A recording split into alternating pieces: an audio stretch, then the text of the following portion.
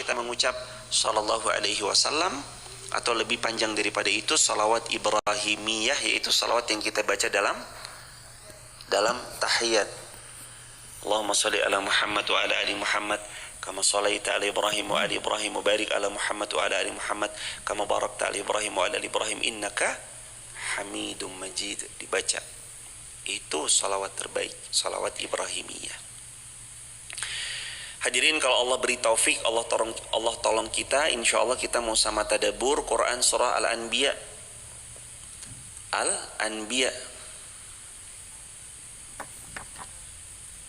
Al-Anbiya ayat yang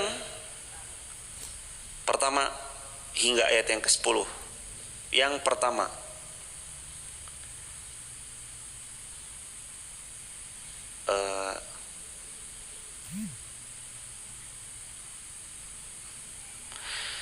iqtaraba lin-nasi hisabuhum wa hum fi ghaflatin mu'ridun. Telah semakin dekatlah kepada manusia perhitungan amal-amal mereka, sedangkan mereka dalam keadaan lalai dengan dunia dan berpaling dari negeri akhirat. Hadirin sekalian, hari perhitungan itu makin dekat, tapi manusia justru malah makin lalai. Itu poin pertama. Kita diingatkan tentang ayat yang pertama, 2-3 poin per ayat.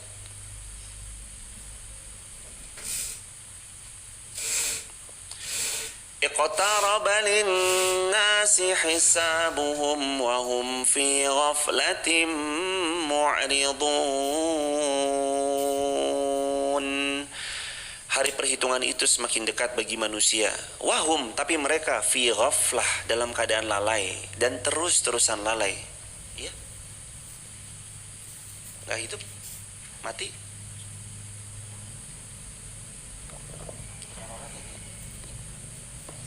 Mohon maaf, Mas Herman. Mas. Oh, hidup jemaah. Hidup jemaah, hidup. Ya.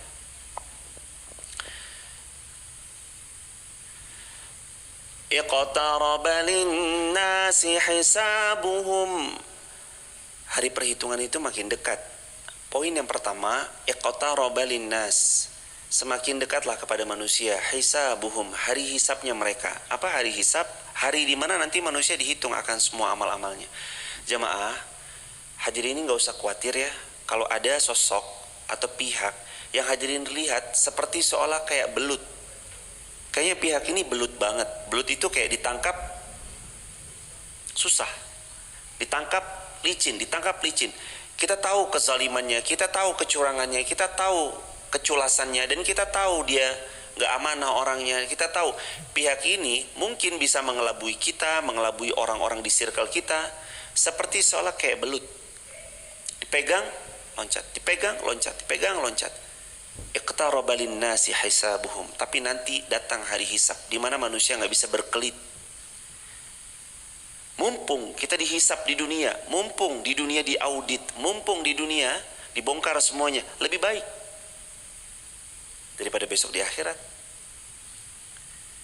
Kalau sekarang kelar urusan kita di dunia, besok di akhirat kita nggak nerima lagi selama dia bertaubat kepada Allah Azza wa Jal, mengembalikan yang namanya hakul adami. Hakul adami itu dulu pernah mencuri mangga, dulu pernah mencuri kecapi, dulu pernah mencuri rambutan, dulu pernah mengambil durian tanpa izin dari pemiliknya. Lalu dia bilang sama pemilik lahan tersebut, ini duriannya dulu pernah saya ambil, sekarang saya mau ganti. Halal, selesai urusan. Di akhirat nggak ditagih lagi. Tapi kalau hakul adami belum selesai, selama hakul adami itu belum dia selesaikan di dunia, maka di akhirat besok akan dia pertanggungjawabkan semuanya.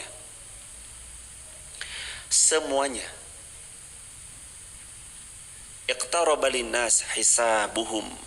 Makin dekat hari-hari hisab itu akan datang. Dan sebagian para ulama sudah bilang bahwa hari hisab itu sudah dimulai dari sekarang. Hadirin kemarin belajar tentang kisahnya Namrud, belajar.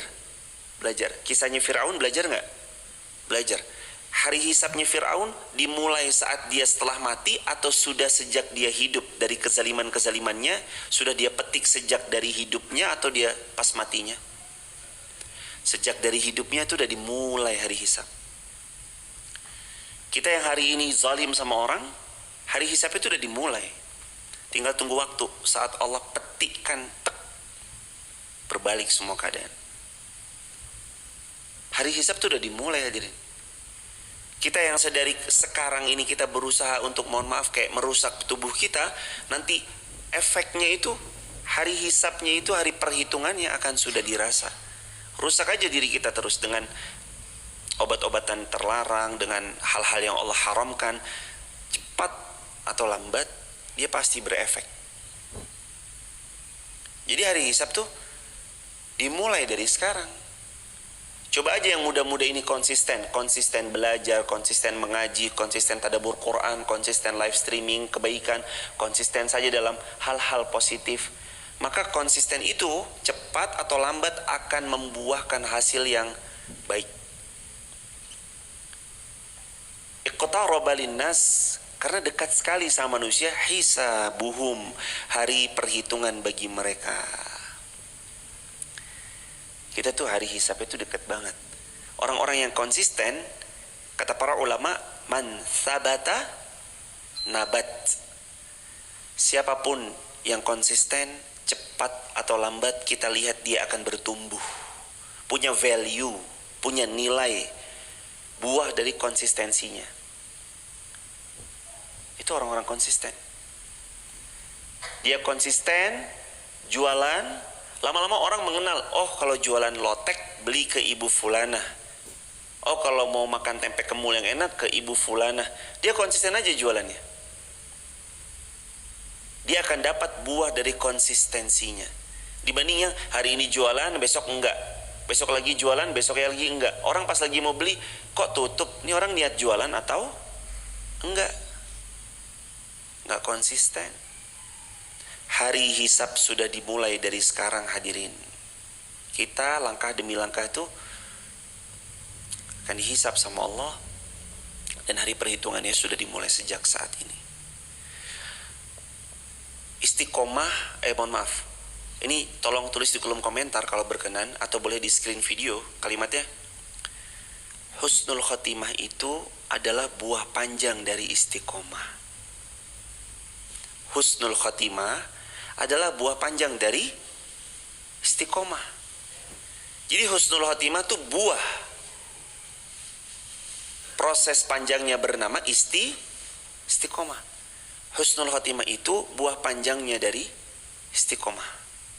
Jadi kalau seorang hamba punya cita-cita besar yang bernama husnul khotimah, mau tidak mau dari sekarang dia mesti istiqomah. Istiqomah beramal saleh, istiqomah sholat, istiqomah bangun tahajud, istiqomah bersedekah, istiqomah mentadaburi Quran, istiqomah belajar Quran, istiqomah mengajarkan lagi pada yang lain, istiqomah dalam beramal, istiqomah dalam panjang kebaikan, atau istiqomah dalam banyak kebaikan.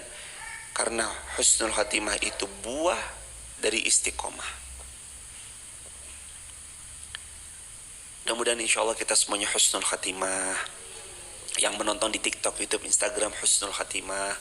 Kita semuanya nanti wafat di tanah suci Mekah, Madinah, dan hari itu kita diwafatkan husnul khatimah.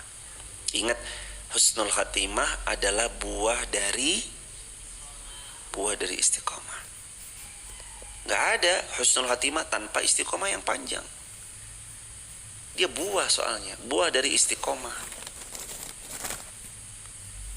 Kita mau mencapai husnul khatimah, sedangkan kita dalam kalimat ini diingatkan sama Allah, wahum fi ghaflatin mu'ridun.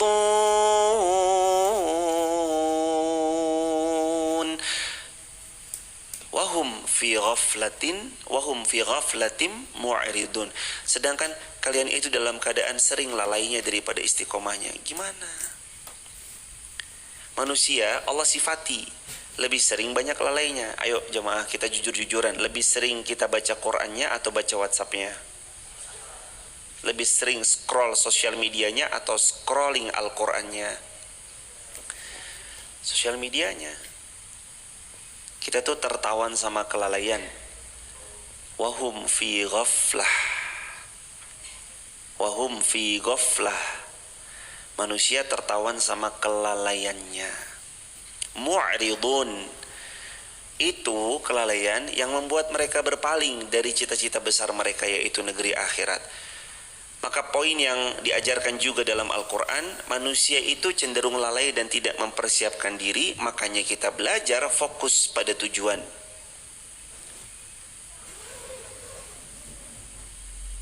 Fokusnya mau buka handphone apa? Ngaji. Ya udah ngaji.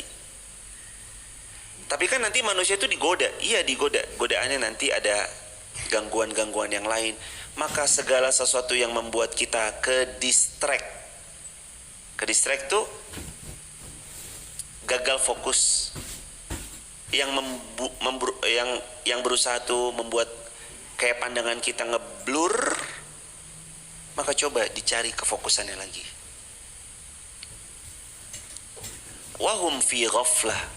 Karena Allah udah beritahu sama kita bahwa manusia itu secara umumnya ghaflah, seringnya dia lalai, makanya dia perlu diingetin lagi. Makanya perlu kita mengaji setiap hari, supaya yang tadinya lensa kita tuh udah mulai ngeblur, diputar lagi biar fokus lagi. Manusia kalau gak sering-sering diingatkan, dikasih nasihat, diberi peringatan lagi, nasihat lagi, peringatan lagi, nasihat lagi, nanti dia ngeblur. Mu'ridun. Dia terlupakan dari goal tujuan yang sesungguhnya. Mu'ridun, dia berpaling dari cita-cita besarnya, yaitu negeri akhirat. Padahal itu cita-cita besar dan impian besar kita. Cita-cita terakhir. Walal akhiratu khairu wa abqa. Walal akhiratu khairul laka minal ula. Akhirat itu cita-cita terbesar. Dia tempat tinggal sejati kita. Kita bangun rumah di dunia, kalau umur kita pas bangun rumah 40, kata Nabi umur manusia rata-rata 60, kalau nyampe, maka kita hanya menghuni rumah itu 20 tahun di sisa usia kita yang tak seberapa lama. Walal akhiratu khairu wa abqa. Tapi negeri akhirat, rumah kita di sana abqa, selamanya kita tinggali. Abadan, selamanya kita tempati. Khairul laka minal ula, selamanya dia lebih baik daripada yang permulaan. Iqtaraba linnas hisabuhum. Manusia sudah mendapati hari perhitungannya, sudah dimulai hari perhitungannya. Wahum fi ghaflah. Tapi sayang seribu sayang mereka lalai. Sayang seribu sayang mereka lupa. Sayang seribu sayang mereka gak fokus sama tujuan akhir mereka. Sayang seribu sayang mu'ridun. Dunianya membuat dia lalai dari hakikat yang sesungguhnya. Apa hakikatnya? Dia mau berpulang kepada Allah Subhanahu wa ta'ala. Hadirin, coba dilihat ayatnya. Wahum fi ghaflah. Benar gak sih kita itu banyak lalainya? Dan ternyata benar, termasuk saya yang berbicara. Kita banyak lalainya, kita banyak lupanya, banyak alfanya. Kita tahu bersedekah itu memperbanyak harta, tapi kita malah sibuk menabung dan menghitung-hitungnya. Kita tahu menuntut ilmu itu wajib bagi kita yang beriman, tapi kita malah melalaikan kewajiban kita menuntut ilmunya.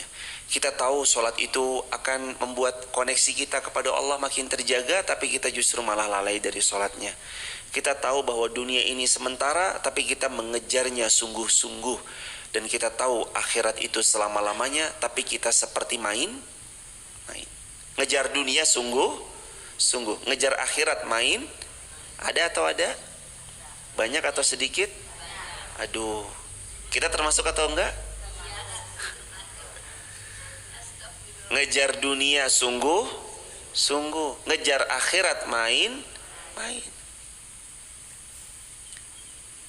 Walal akhiratu khairul laka minal ula. Padahal akhirat lebih baik dari al-ula. Al-ula nih yang permulaan ini nih, saat kita di dunia. ma ya'tihim min dzikrin mir rabbihim muhdatsin illa istama'uhu wa hum yal'abun. Ini ayat yang kedua. Dikasih tahu lagi sama Allah. Setiap diturunkan kepada mereka ayat-ayat Al-Quran, mereka mendengarkannya dan mereka seperti seolah mempermainkannya.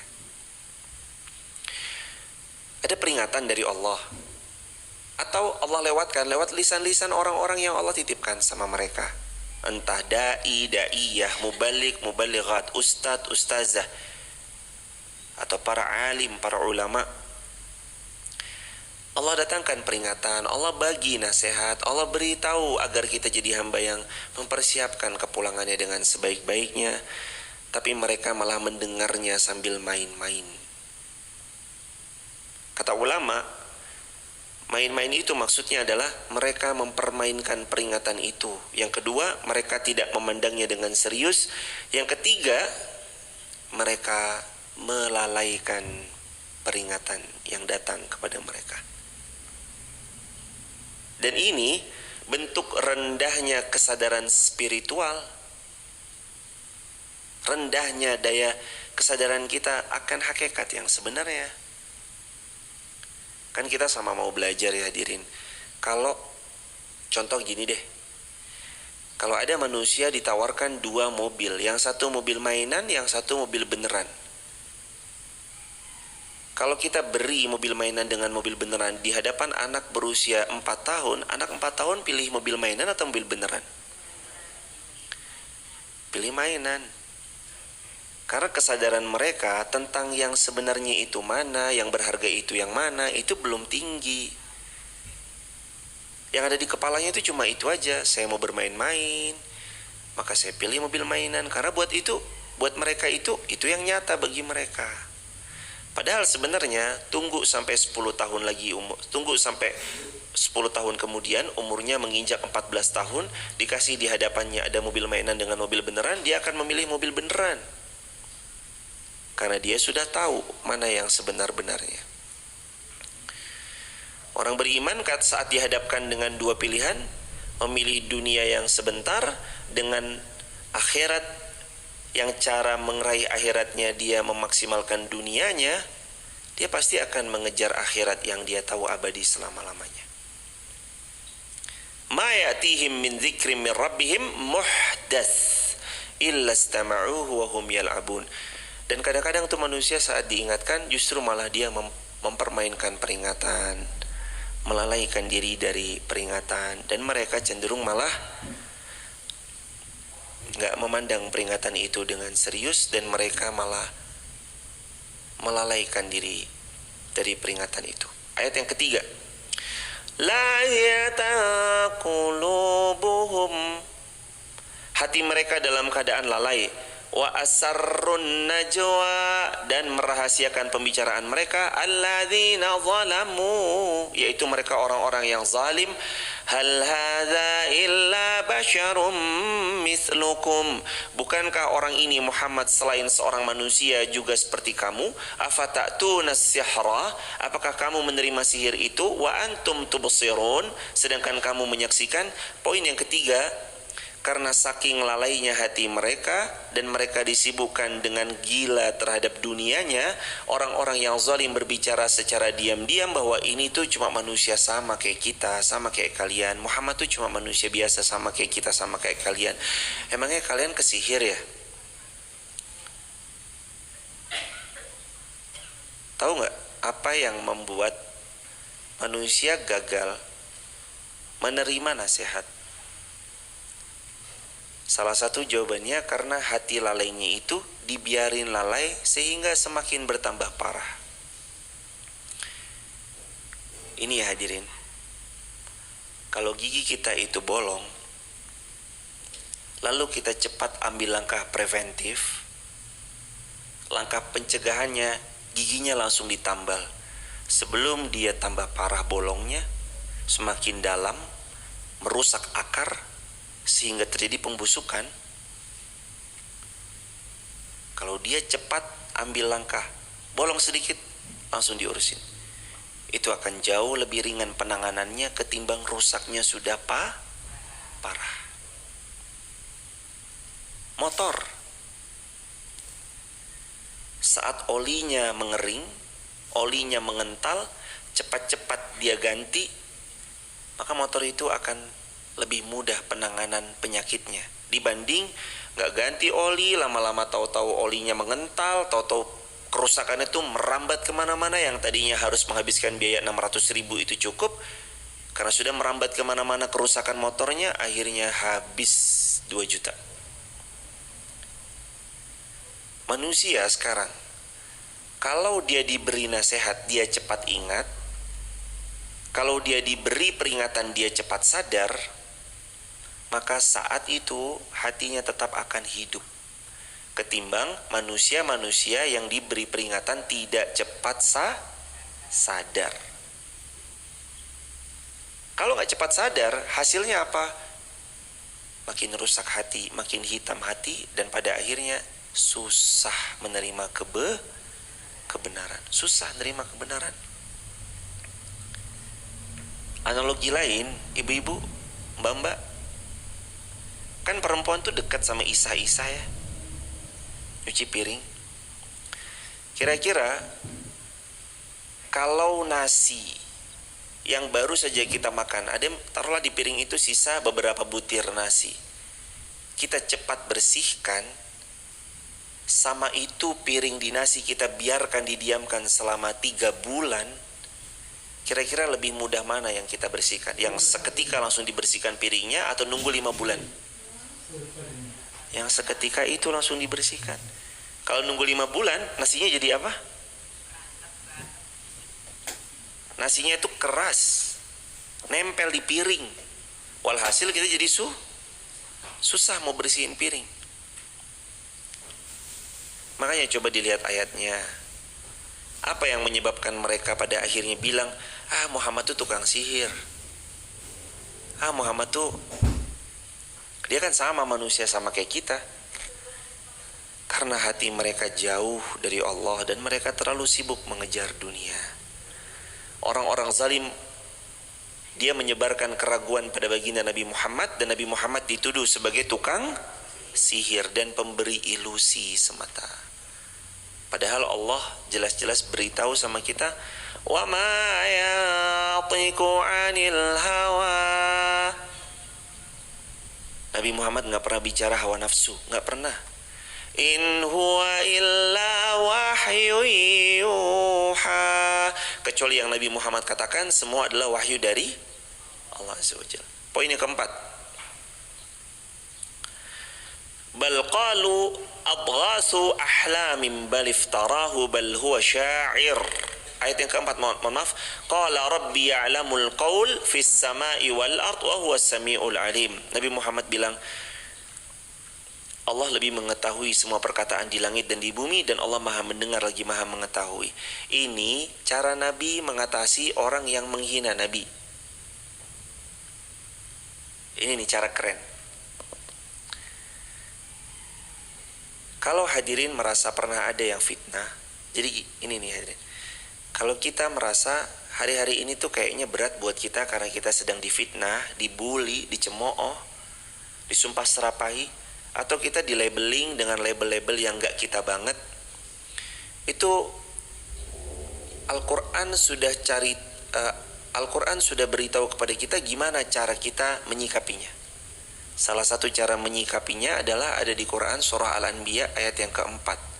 Waktu Nabi dituduh sebagai pemberi ilusi, Nabi dituduh sebagai tukang sihir, dan Nabi dituduh dengan tuduhan-tuduhan keji yang lain, Nabi punya cara menjawabnya. Apa cara jawabnya? Ayat yang keempat.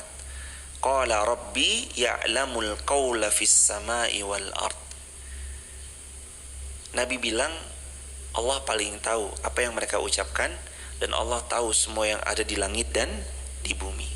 Wa huwas samiul alim, dan Allah maha mendengar lagi maha mengetahui. Artinya, cara Nabi bersikap saat Nabi dituduh dengan tuduhan yang enggak banget, Nabi serahkan kepada Allah. Kadang-kadang cara terbaik untuk menyikapi pembenci, pemfitnah, pembuli itu bukan dengan cara diladeni, cukup didiamkan dan diserahkan pada Allah. Tapi saya tetap mau klarifikasi, nggak apa-apa, silahkan klarifikasi, tapi habis itu diam. Serahkan sama Allah. Qala Rabbi ya'lam. Allah lebih tahu. Mereka pemfitnahnya, Allah lebih tahu siapa yang mereka bully. Allah lebih tahu bahwa ucapan mereka tentang kita tuh nggak benar. Allah lebih tahu bahwa fitnah yang mereka lesatkan ke kita tuh salah. Allah lebih tahu, Allah lebih tahu, Allah lebih tahu. Wa huwas samiul alim. Allah Maha mengetahui, Allah Maha mendengar, Allah Maha mengetahui. Jadi kalau nanti kita difitnah, kita boleh memilih antara kita mau klarifikasi atau kita mau memilih bahwa kita serahkan semuanya sama Allah. Dan cara Nabi milih yang mana? Menyerahkan kepada Allah. Karena Allah lebih tahu. Nabi menyerahkan pada Allah. Itu cara Nabi bersikap. Ayat yang kelima. Bal qalu adghasu ahlamin bal iftarahu bal huwa syair. Bahkan mereka mengatakan Al-Quran itu buah dari mimpi-mimpi yang kacau, hasil rekayasa Muhammad, atau bahkan dia adalah seorang penyair. Cobalah dia datangkan kepada kita satu tanda bukti seperti halnya Rasul-Rasul yang diutus terdahulu. Penduduk suatu negeri sebelum mereka, ayat yang ke-6, yang telah kami binasakan, mereka itu tidak beriman padahal kami telah kirimkan bukti kepada mereka. Apakah mereka tetap akan beriman? Nih hadirin, kalau memang dasarnya orang itu enggan beriman, mau disampaikan berapapun ayatnya, mereka tetap nggak akan beriman karena memang mereka itu nggak mau beriman. Dan gak gubris, mau sebanyak apapun, mau sebagus apapun retorika yang disampaikan, kalau memang hatinya menolak, memungkiri, mereka nggak akan terima, mereka nggak akan beriman. Dan bahayanya itu ada pada hati-hati yang sudah akut penyakit-penyakitnya. Mereka pasti ada di titik itu, mereka nggak mau terima bagaimanapun juga dijelaskan. Makanya kan Allah bilang ya, sudah didatangkan peringatan, mereka belum mau beriman. Nabi dan Rasul terdahulu sudah datang pada mereka, mereka tetap belum mau beriman. Sudah diberi kebaikan, mereka ditolong dari kejaran Fir'aun, lalu mereka terselamatkan dari Laut Merah, mereka tetap nggak mau beriman. Akhirnya ketika mereka bertanya dengan hal yang serupa pun, hasilnya kita tahu akan sama, karena mereka emang karakternya adalah orang-orang yang begitu, menolak kebenaran, mengabaikan perintah Allah, membunuh rasul-rasul, berbuat sewenang-wenang sekehendak hawa nafsu mereka, sehingga itu yang membuat hati mereka terhalang, hati mereka ada hijabnya.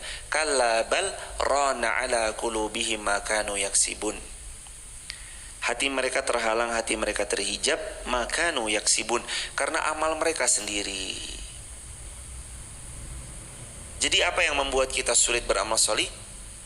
Karena kita terhalang dari dosa, terhijab dari dosa. Kenapa kita bisa terhalang hatinya dari karena kita terhalang dari amal gini.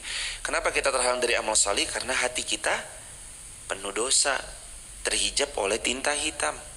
Kenapa terhijab? Ya karena amal perbuatan diri kita sendiri. Berikutnya. Dan ayat yang ke-7. Dan kami tidak mengutus rasul-rasul sebelum engkau Muhammad, melainkan beberapa orang laki-laki yang kami beri wahyu kepada mereka. Maka tanyakan kepada orang-orang yang berilmu jika kamu tidak mengetahuinya. Ini poin yang ke-7, anjuran kepada kita untuk ayat yang ke-7, fas'alu ahla dzikri in kuntum la ta'lamun. Tolong digaris bawahi ayat yang ke-7 Quran surah Al-Anbiya, ayatnya berbunyi fas'alu ahla dzikri in kuntum la ta'lamun. Fas'alu, bertanyalah kita, ahla dzikri, kepada yang memang punya ilmunya, in kuntum la ta'lamun, kalau kita tidak tahu. Poinnya di ayat yang ke-7 Allah mau beritahu sama kita, jangan malu bertanya. Ada pepatah bahasa Indonesia yang bagus banget, malu bertanya sesat di jalan.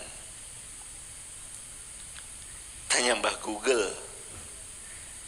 Jangan malu nanya. Kalau emang kita nggak tahu dan kita merasa ada pihak yang kita yakin dia lebih tahu, lebih alim, lebih berilmu daripada kita, tanya. Jangan malu bertanya. Tanya aja tentang perkara-perkara, apalagi perkara itu terkait perkara-perkara yang berurusan sama akhirat kita. Tanya. Jangan sungkan-sungkan untuk bertanya. Dan kadang-kadang lebih baik lagi kalau kita itu kenal sama yang kita tanya dan dia mengenal kita karena dia tahu kondisi kita. Kalau kita bertanya kepada pihak yang dia nggak kenal sama kita, takut-takut dia nggak melihat siapa kita dengan latar belakang kita apa, nanti dia keliru dalam menyampaikan sesuatu. Atau boleh jadi nanti mungkin tepat, mungkin benar yang disampaikan tapi kurang tepat. Maksudnya karena kan masing-masing tuh kalau pas nanya sama Nabi SAW, orang ini bertanya kepada Nabi, lalu Nabi melihat, ya Rasulullah, ausini, nasihatilah aku. Pada satu kesempatan Nabi melihat sosok itu minta nasihat, Nabi bilang, la taghdab walakal jannah, untuk kamu jangan sering marah, bagimu syurga. Tapi di kesempatan lain, ya Rasulullah, nasihatilah aku, untuk kamu jaga sholat tahajud, jaga sholat duha, dan jangan pernah tinggalkan puasa sunnah ayyamul bid. Pada kesempatan yang lain, dia minta nasihat, qul amantu billah summa istaqim, beriman kepada Allah lalu istiqomahlah. Jadi Nabi itu juga melihat secara sisi psikologi orang yang dinasihati supaya tepat. Bukan cuma baik, bukan cuma benar, tapi tepat. Kenapa kita penting juga punya guru secara offline? Supaya ada yang mantau. Guru secara offline itu memudahkan kita untuk membimbing, memantau. Hari ini tuh kajian online penting. Teman-teman terima kasih yang di TikTok, YouTube, Instagram, terima kasih sudah membersamai. Kajian online itu penting. Tapi jangan lupa ada yang jauh lebih penting, yaitu kajian offline. Kapan waktu kita bisa datang secara offline, datang secara offline. Online tuh bagus kok, jangan ditinggal.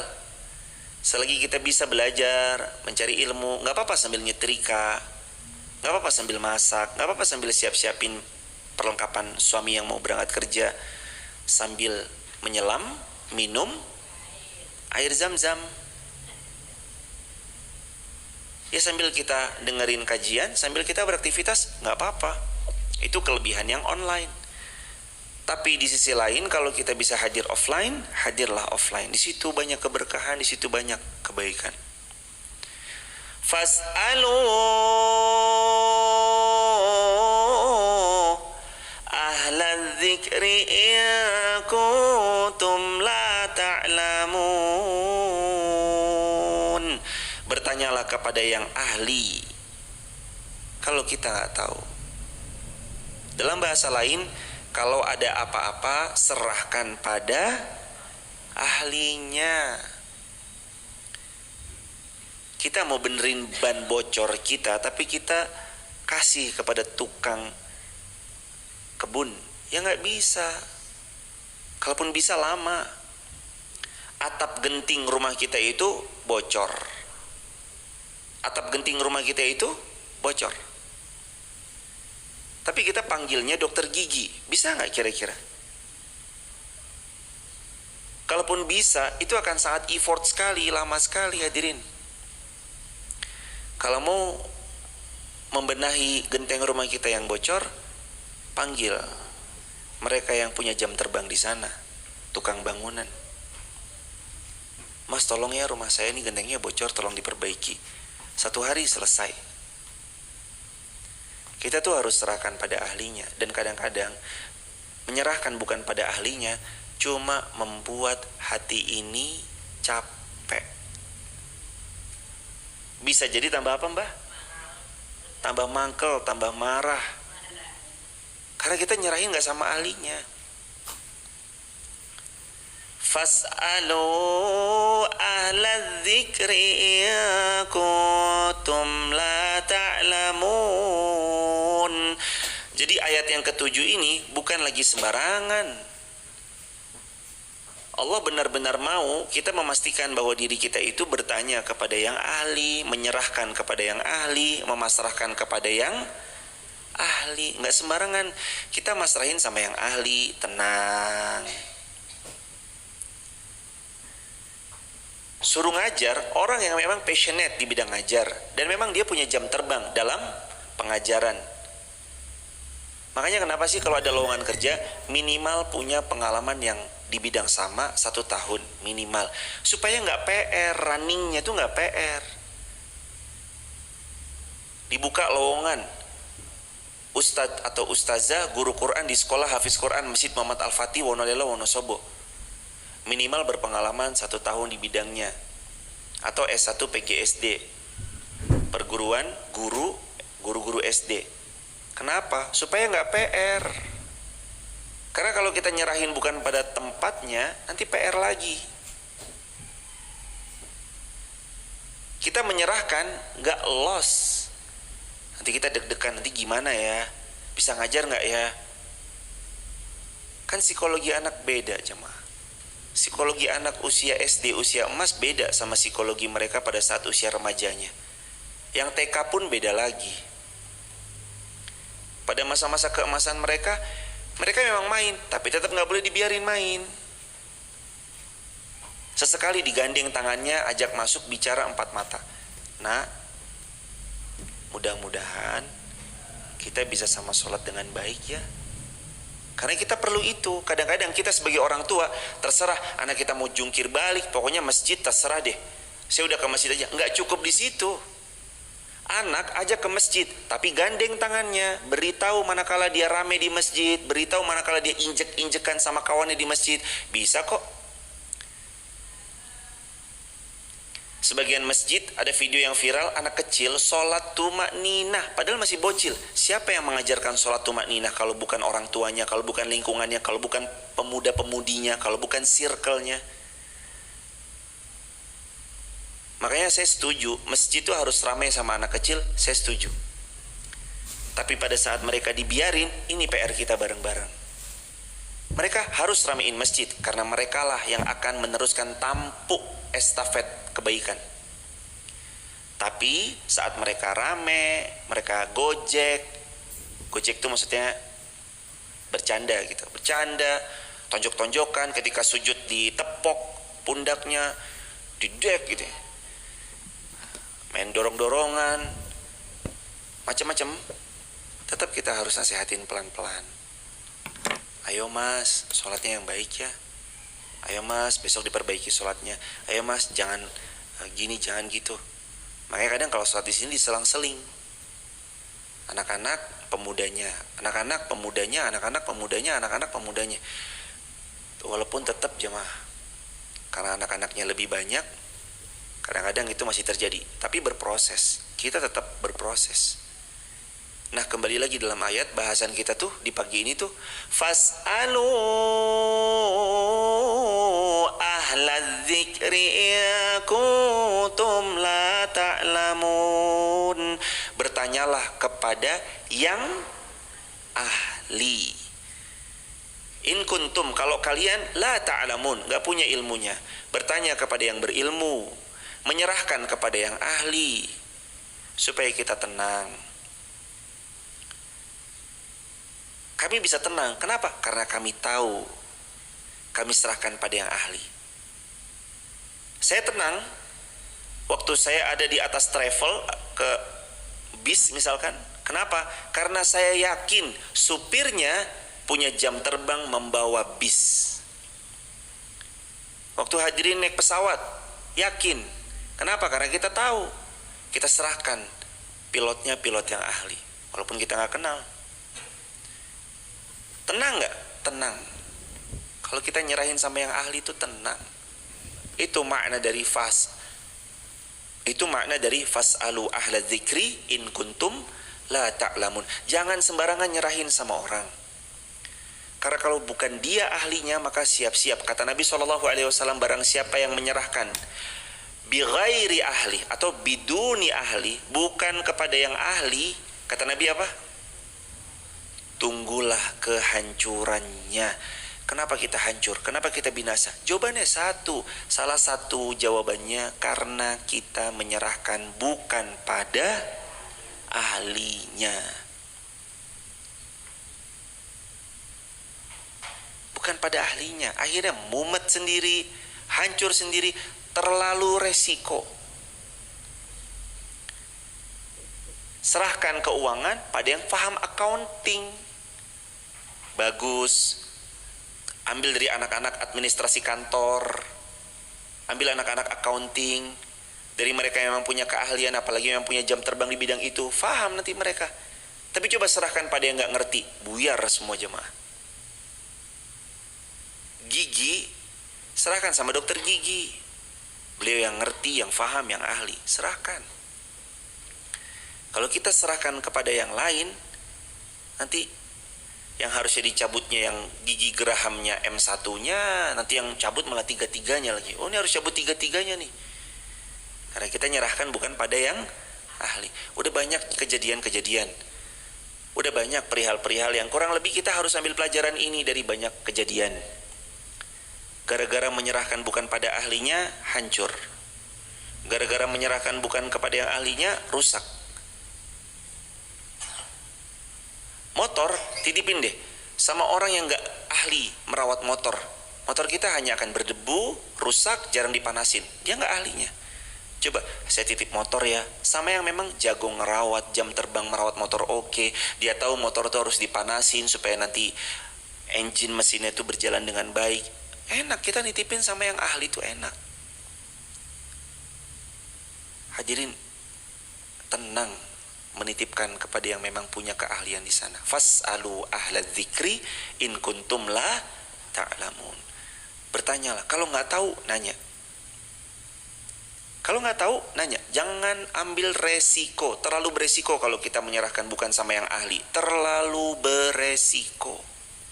Serahkan sama yang ahli. Biarkan mereka yang nanti berikhtiar sebaik mungkin yang mereka bisa ikhtiarkan. Itu serahkan pada yang ahli. Ayat yang ke-8.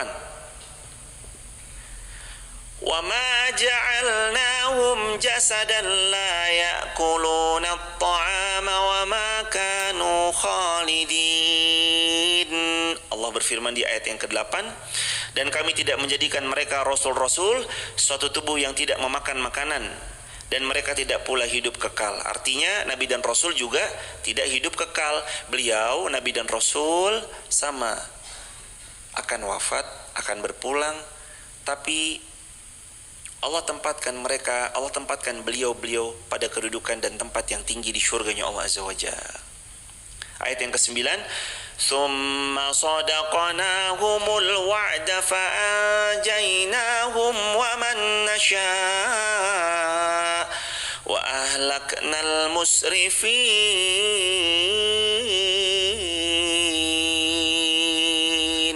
Kemudian kami tepati janji yang telah kami janjikan kepada mereka, maka kami selamatkan mereka dan orang-orang yang kami kehendaki, dan kami binasakan orang-orang yang melampaui batas. Allah selamatkan yang beriman, Allah binasakan yang melampaui batas. Ayat terakhir yang ke-10, laqad anzalna ilaikum kitaban fihi dzikrukum afala ta'qilun.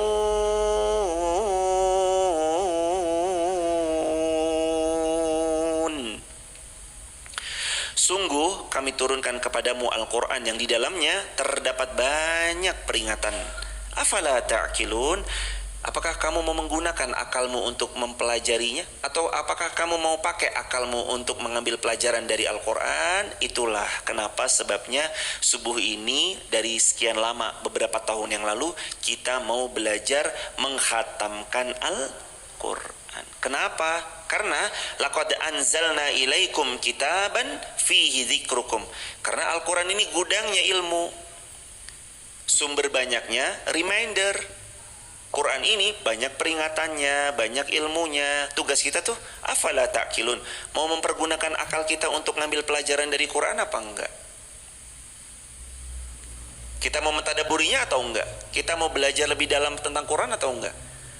Karena banyak di antara kita sudah banyak khatam bahasa Arabnya, tapi belum banyak di antara kita yang juga mengkhatamkan artinya, tafsirnya.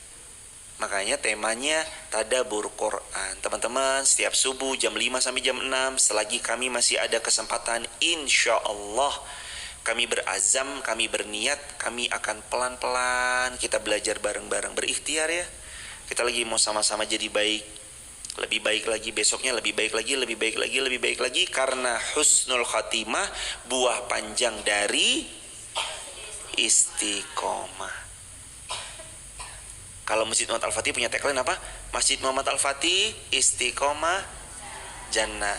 Mudah-mudahan harapannya istiqomah, niat tulus dari hati, jannah. Kepalkan tangan, itu pertanda bahwa niat tekad bulat tentang satu impian. Mudah-mudahan nanti kita kumpul lagi di jannah. Istiqomah sampai jannah. Dan husnul khotimah itu buah panjang dari apa? Istiqomah. Dan kalau kita bertanya, bertanyalah kepada siapa? Ahlinya. Tanya sama ahlinya. Istiqomah itu, husnul khotimah itu buah panjang istiqomah. Dan jangan lupa, Quran ini sumbernya ilmu, gudangnya ilmu. Dan ayo kita ambil pelajaran dari Al-Quran. Barakallahu fikum. Ini hari Jumat, perbanyak sholawat. Jangan lupa semalam sudah baca Al-Kahfi di Masjid Muhammad Al-Fatih. Hadirin yang belum baca silakan baca, karena kata Nabi, barang siapa yang hari Jumat baca Al-Kahfi, dia disinari dengan cahaya 2 Jumat. Atau dalam riwayat lain, dia disinari dengan cahaya di tempatnya sampai Baitul Atiq, sampai Ka'bah. Dan hari Jumat, kata Nabi SAW, ini hari terbaik. Juga kata para ulama, karena Jumat hari terbaik, maka siapapun yang beramal soleh di hari Jumat, jadi amal soleh terbaik. Kalau jamaah mau, banyak-banyak sholawat, karena ini hari terbaik.